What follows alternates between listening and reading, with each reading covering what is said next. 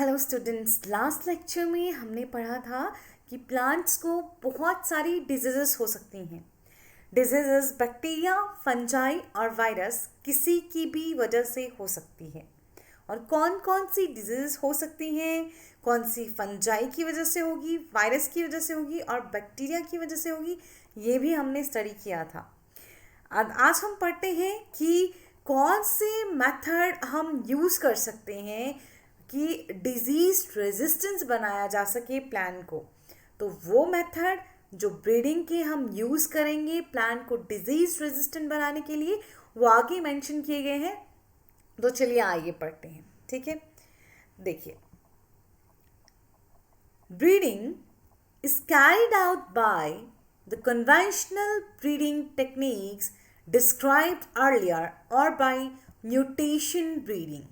ध्यान से सुनेगा, ब्रीडिंग या तो जितने भी पहले मेथड बताए गए, कन्वेंशनल पारंपरिक तरीके, क्लासिकल तरीके जो भी बताए गए, या तो उनसे ब्रीडिंग करवाई जाएगी, उन मेथड्स के थ्रू ही ब्रीडिंग होगी, या फिर म्यूटेशन ब्रीडिंग भी करवाई जा सकती है। The conventional method of breeding for disease resistance is that of hybridization and selection। तो अब बात कर रहे हैं कि जो हम बोल रहे हैं कि हम डिजीज रेजिस्टेंट के लिए जो ब्रीडिंग करवाएंगे वो कन्वेंशनल ब्रीडिंग टेक्निक से ही होगा। और कन्वेंशनल मेथड में भी मेनली हम कौन सा यूज़ करेंगे, हाइब्रिडाइजेशन एंड सेलेक्शन। इस मेथड में क्या किया जाता है, दो प्लांट लिए जाएंगे, ठीक है, जिनका हाइब्रिडाइजेशन करवाया जाएगा और उनकी जो प्रजननी आएगी उसमें से जिस भी प्रजननी में दोनों पेरेंट्स के कैरेक्टर पाए जाएंगे उसको सेलेक्ट कर दिया जाएगा। Its steps are essentially identical to those for breeding for any other agronomic characters such as high yield. देखिए, जो डिजीज रेजिस्टेंस के लिए हमें कन्वेंशनल मेथड यूज़ करना है ब्रीडिंग का, उसके स्टेप भी सेम है जैसे कि हम कन्वेंशनल मेथड यूज़ कर रहे थे ब्रीडिंग के, किसके लिए, हाई यील्ड की प्रोडक्शन के लिए। हाई यील्ड चाहिए तब भी हम कन्वेंशनल मेथड कुछ यूज़ कर रहे थे, डिजीज रेजिस्टेंस चाहिए तब भी हम कुछ कन्वेंशनल मेथड को यूज़ कर रहे हैं। और कन्वेंशनल मेथड में होगा हाइब्रिडाइजेशन एंड सिलेक्शन का मेन मेथड। और हाइब्रिडाइजेशन एंड सिलेक्शन में वही स्टेप्स उसी तरह से फॉलो किए जाएंगे जिस तरह से हाई यील्ड वैरायटीज बनाने के लिए स्टेप्स फॉलो किए गए थे। The various sequential steps are, और कौन कौन से स्टेप्स हम फॉलो करते हैं, screening germplasm for resistance sources. पहले तो हम जर्म प्लाज्म इकट्ठा करते हैं ना, फिर जर्म प्लाज्म की स्क्रीनिंग करते हैं कि कौन से वाले में हमको, कौन से जर्म प्लाज्म में कौन से प्लांट में, कौन से सीड में हमको रेजिस्टेंस जीन जो है वो मिल रही हैं।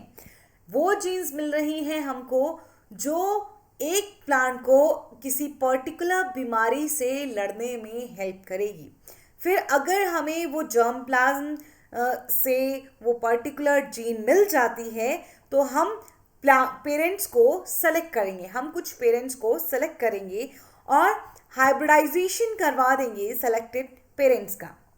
अब हाइब्रिडाइजेशन ऑफ सेलेक्टेड पेरेंट्स के बाद एक प्रोजेनी आएगी। अब क्या होगा, selection and evaluation of the hybrids and testing and release of new varieties। तो वो हाइब्रिड आए उनको फिर से सेलेक्ट किया जाएगा, मतलब जिस हाइब्रिड में आपके डिजायर्ड कैरेक्टर्स होंगे उसको सही तरीके से सेलेक्ट करके, इवैल्यूएट करके, उसकी और ज़्यादा कॉपीज बना के उसको अलग अलग जगह पे टेस्ट करके रिलीज कर दिया जाएगा कमर्शियल लेवल पे। तो यही स्टेप्स हमने पहले भी पढ़े थे, यही स्टेप हमने दोबारा भी पढ़े।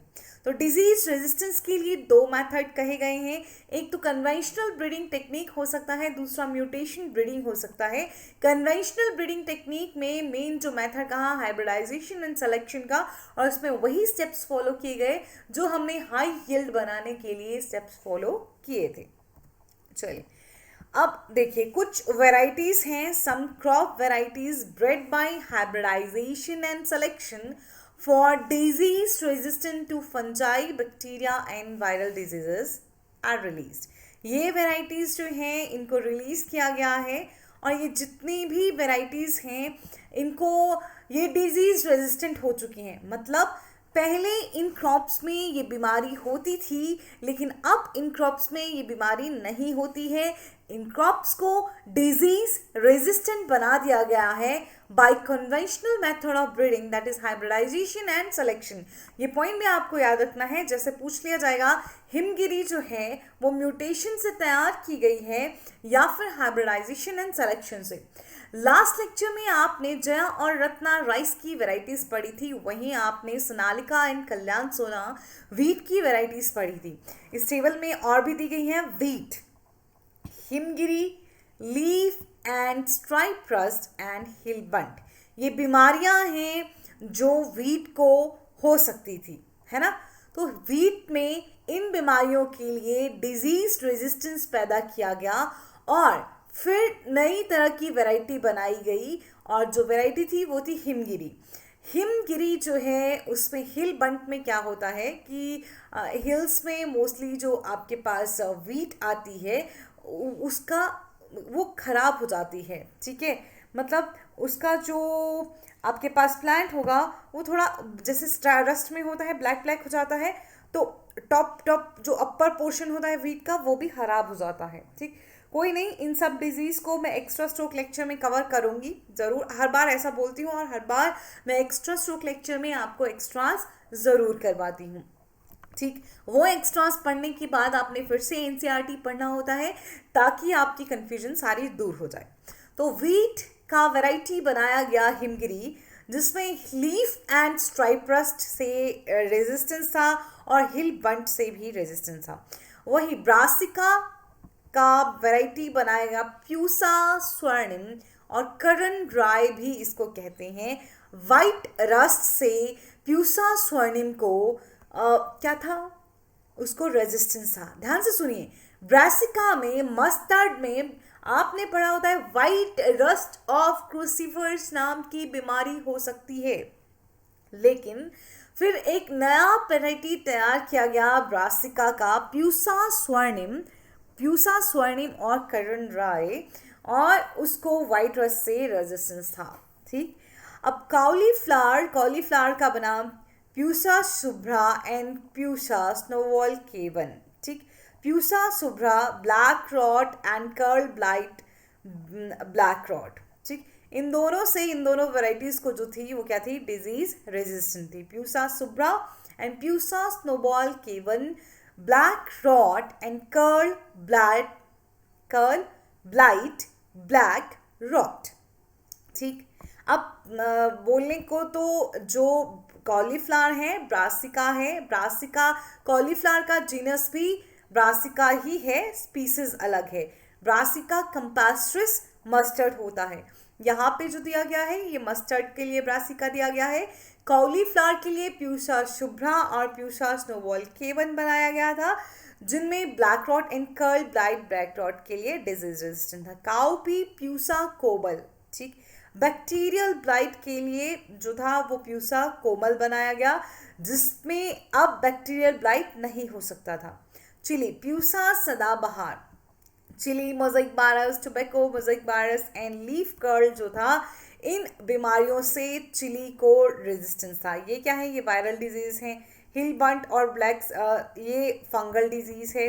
वाइट रस्ट फंगल डिजीज है, ठीक है। फिर आपके पास black rot and curl blight rot, ये बैक्टीरियल डिजीज हो सकती है, ठीक, और फंगल भी हो सकती है, ठीक। बैक्टीरियल ब्लाइट जो है वो बैक्टीरियल डिजीज है। चिली मोज़ेक वायरस जो है वो, और ये सब वायरल डिजीज है। Leaf curl, tobacco mosaic virus. तो ये देखिए, अब यहाँ पे इम्पोर्टेंट क्या है कि हम भूल जाते हैं कि कैसे किसको याद रखना है। इसके लिए ये टेबल आप बनाइए, ठीक, और बार बार इसको रिवाइज करिए, आपको याद रहेगा। हिमगिरी वीट के लिए है, प्यूसा शुभ्रा कॉलीफ्लावर के लिए है, प्यूसा सदाबहार चिली के लिए है, प्यूसा स्वर्णिम ब्रासिका के लिए है, ठीक। और किस डिजीज से, किसी पर्टिकुलर वैरायटी को किस डिजीज से रेजिस्टेंस है ये भी याद करना पड़ेगा। इसके लिए ट्रिक्स आपके लिए बनाए जाएंगे, मतलब कुछ इस तरह से कोशिश करूंगी बनाने की कि आप इजीली इनको याद रख पाएं। चलिए, conventional breeding is often constrained by the availability of limited number of disease resistant genes that are present and identified in various crops or wild relatives। ठीक, कई बार क्या होता है कि कन्वेंशनल ब्रीडिंग हम सही तरह से नहीं कर पाते हैं। क्यों? क्योंकि हमारे पास जो डिजीज रेजिस्टेंट जीन्स होती हैं वो कम लिमिटेड नंबर में अवेलेबल होती हैं। ठीक, तो फिर आप कन्वेंशनल ब्रीडिंग कैसे करेंगे? लिमिटेड नंबर में अवेलेबल होती हैं, मतलब बहुत कम होती हैं और बहुत बार हमको मिलती भी नहीं हैं जो डिजीज रेजिस्टेंट जीन्स होती हैं, या फिर बहुत ही कम जीन्स होंगी। तो अब क्या किया जाए? ठीक, मतलब कन्वेंशनल ब्रीडिंग तो अब बहुत अच्छे से पॉसिबल नहीं है क्योंकि कन्वेंशनल ब्रीडिंग को रिस्ट्रिक्ट कर दिया गया, क्योंकि जो डिजीज रेजिस्टेंस जीन्स थी उनका अवेलेबिलिटी जो है वो कम है। ये डिजीज रेजिस्टेंट जीन्स कहाँ हमको मिलती हैं, कहाँ प्रेजेंट होती हैं, कहाँ हमको इनको देख पाते हैं? बहुत सारी क्रॉप वेराइटीज़ में और वाइल्ड रिलेटिव्स में, लेकिन कई बार ये बहुत कम होती हैं। तो अब क्या किया जाए? अब होगा म्यूटेशन इंड्यूस की जाएगी। ठीक, तो inducing mutation in plants through diverse means and then screening the plant material for resistance sometime led to the desirable gene being identified। तो कई बार प्लांट में म्यूटेशन काउस की जाती है। म्यूटेशन में क्या होता है बेटा? डीएनए में अचानक से कोई चेंज आना म्यूटेशन कहलाता है। डीएनए की जीन्स, जो हमारी जीन्स हैं, जैसे काम कर रही होती हैं उससे दूसरा कोई काम करना शुरू कर देती हैं म्यूटेशन में। तो अलग अलग तरीकों से हम प्लांट में म्यूटेशन इंड्यूस कर सकते हैं और उस म्यूटेशन के होने के बाद हम प्लांट का स्क्रीनिंग करेंगे, उसको देखेंगे कि क्या उसमें हमारी डिज़ायरेबल जीन बन गई है। मतलब हम डीएनए के सीक्वेंसेस में चेंज करेंगे, फिर उस पर्टिकुलर प्लांट मटेरियल को हम ध्यान से देखेंगे, उसकी स्क्रीनिंग करेंगे कि क्या उसमें जो जीन हमें चाहिए थी म्यूटेशन के बाद वो जीन आ रही है या नहीं आ रही है, ये चेक करेंगे। ठीक है, कई बार जो जीन है म्यूटेशन के बाद वो आ जाती है। ठीक, तो plants having these desirable characters can then be either multiplied directly or can be used in breeding। ठीक है, अब ये ऐसे प्लांट जिनकी जीन्स को हमने चेंज कर दिया और उनमें हमने अपने डिजायरेबल जीन बना दी, ऐसे प्लांट्स को या तो डायरेक्टली भी हम ग्रो कर सकते हैं, मल्टीप्लाई कर सकते हैं, उनके नंबर को बढ़ा सकते हैं, या उस प्लांट को हम ब्रीडिंग टेक्निक में भी यूज कर सकते हैं। उस प्लांट का किसी और प्लांट के साथ हाइब्रिडाइजेशन भी करवा सकते हैं। ठीक है, सपोज करो मैं ह्यूमंस पे लेती हूँ। ठीक है, ये एक ह्यूमन है, इसको हमें सुपर पावर देनी थी। ठीक, इसको हमें सुपर पावर देनी थी। ठीक, तो हमने क्या किया, किसी भी बाय एनी मीन्स इसके डीएनए में चेंज किया, और क्या हुआ? आप हॉलीवुड की मूवीज देखते हैं, उसमें बहुत बार जो है डीएनए में चेंज होके कभी हल्क बन जाता है, कभी कुछ बन जाता है। उसी तरह से इस ह्यूमन में भी चेंज किया, इसमें सुपर पावर्स आ गई। ठीक है, अब ह्यूमन में क्लोन्स बनाना इतना भी आसान नहीं है, लेकिन उतना भी नहीं जितना प्लांट में है। ठीक, अब इसकी हमने शादी करवा दी। ठीक है, इसकी हमने क्या करवा दी? शादी करवा दी। ठीक, आगे जो प्रोजेनी आएगी उसमें मदर के जीन्स भी होंगे, फादर के जीन्स भी होंगे, और मतलब उसमें भी कुछ ना कुछ सुपर पावर ज़रूर होगी। समझ गए? अब प्लांट के केस में भी क्या किया, ये प्लांट था, इसमें हमने इंड्यूस कर दी म्यूटेशंस। उसके बाद इस प्लांट को या तो डायरेक्टली हम मल्टीप्लाई कर देंगे, क्योंकि प्लांट्स में वेजिटेटिव प्रोपगेशन भी हो जाता है, या फिर हम इसको ब्रीडिंग मेथड में यूज़ कर लेंगे। उसके बाद जो प्रोजेनी आएगी वो क्या होगी? उसमें वो डिजीज रेजिस्टेंस वाली जीन पाई जाएगी। Other breeding method that are used are selection amongst soma clonal variants and genetic engineering. ये भी बहुत important है.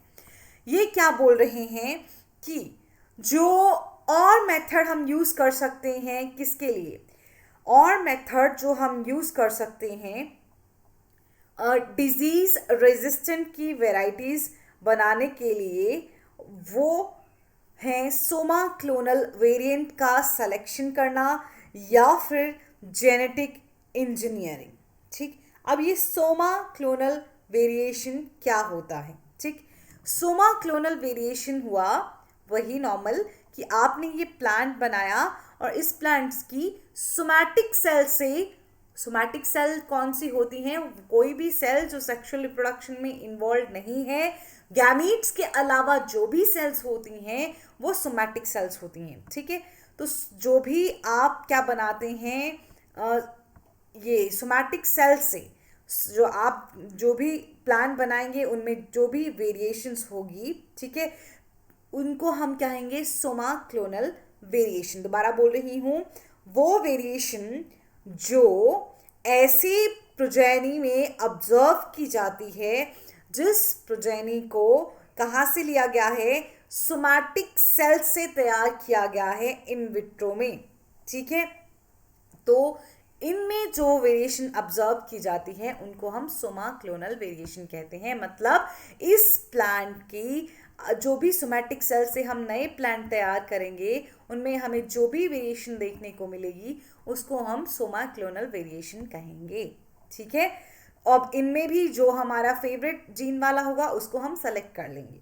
तो other breeding method that are used are selection among somaclonal variants and genetic engineering. Genetic engineering में तो एक plant से सीधा डीएनए में जीन निकाल के दूसरे प्लांट में डायरेक्ट डाल दिया जाता है और सबसे एफिशिएंट मेथड जो है वो जेनेटिक इंजीनियरिंग है. लेकिन जेनेटिक इंजीनियरिंग में बहुत ज़्यादा जो है टेक्निक का यूज़ करना पड़ता है. ठीक है, म्यूटेशन की अगर हम बात करें तो it is the process by which genetic variations are created through changes in the base sequence within the gene, resulting in the creation of a new character or trait not found in the parental type. अब आपको पता है कि A, T, G, C चार जो हैं वो हमारे पास बेस सीक्वेंस होते हैं. जेनेटिक कोड जो है वो 3 को मिला के बनता है. कोई भी 3 जो हैं वो हो सकते हैं. ठीक है, कोई भी 3 जो हैं वो हो सकते हैं. ट्रिपलेट होता है जेनेटिक कोड. अब ये बेस सीक्वेंस में थोड़ा सा भी म्यूटेशन से हम चेंज करेंगे, मतलब किसी भी म्यूटेंट के थ्रू हम चेंज लाना चाहेंगे तो क्या हो जाएगा, ये सीक्वेंस बदल जाएगा और जो भी प्रोडक्ट बन रहा होगा वो भी चेंज हो जाएगा. तो यही बताया है कि म्यूटेशन एक प्रोसेस है, ठीक, बाय विच जेनेटिक वेरिएशन आ सकती हैं, उनको क्रिएट किया जा सकता है. कैसे, बेस सीक्वेंस जो होगा जीन का उसमें चेंज करके. अगर जीन का बेस सीक्वेंस चेंज कर दिया गया, जीन चेंज हो जाएगी. जीन पहले जो प्रोडक्ट बना रही थी अब वो प्रोडक्ट ना बना के दूसरा कोई प्रोडक्ट बना देगी. ठीक, हो सकता है कि वो पेरेंट के अंदर भी नहीं हो लेकिन प्रोजेनी के अंदर हो. ठीक, क्योंकि हमने खुद से उसको चेंज किया, म्यूटेशन काउज किया. It is possible to induce mutation artificially through the use of chemical radiation like gamma radiations and selecting and using the plants that have the desirable character as a source in breeding. This process is called mutation breeding. ठीक है, तो कई बार हम क्या कर सकते हैं, plant में म्यूटेशन काउज कर सकते हैं गामा रेडिएशंस के थ्रू. केमिकल्स होते हैं बहुत सारे और रेडिएशंस होती हैं जैसे कि गामा रेडिएशंस जो कि म्यूटेशन काउज कर सकती हैं. ठीक है, म्यूटेशन काउज करने के बाद इसमें हो सकता है इस प्लांट में हमारा पर्टिकुलर जो जीन प्रोडक्ट हमको चाहिए वो बन जाए. ठीक, तो बहुत सारे प्लांट्स आप लेंगे, बहुत सारे प्लांट्स में आप क्या करेंगे केमिकल म्यूटेंट का यूज़ करके या गामा रेडिएशन का यूज़ करके इन प्लांट में म्यूटेशन काउज कर देंगे। म्यूटेशन की वजह से इनका जो जेनेटिक मेकअप है वो चेंज हो जाएगा। अब आप उस प्लांट को सेलेक्ट करेंगे जिसमें आपके डिज़ायरेबल कैरेक्टर्स हैं और आगे उसको ब्रीडिंग में यूज़ करेंगे। तो इस तरह की ब्रीडिंग प्रोसेस को म्यूटेशन ब्रीडिंग कहा जाता है। इन मूंग been, resistance to yellow mosaic virus and powdery mildew were induced by mutations। ये याद रखेंगे बेटा कि मूंग बीन में येलो मोजाइक वायरस और पाउडरी माल्ड्यू से जो रेजिस्टेंस मिला था मूंग बीन को, वो म्यूटेशन ब्रीडिंग के थ्रू ही मिला था। तो म्यूटेशन में क्या करना है, सिर्फ प्लांट का जीन्स को चेंज करना है, वो जीन्स को कुछ ऐसे बनाना है कि वो हमारा डिजायर्ड प्रोडक्ट तैयार करें। तो ये है mutation breeding. Is it clear to you?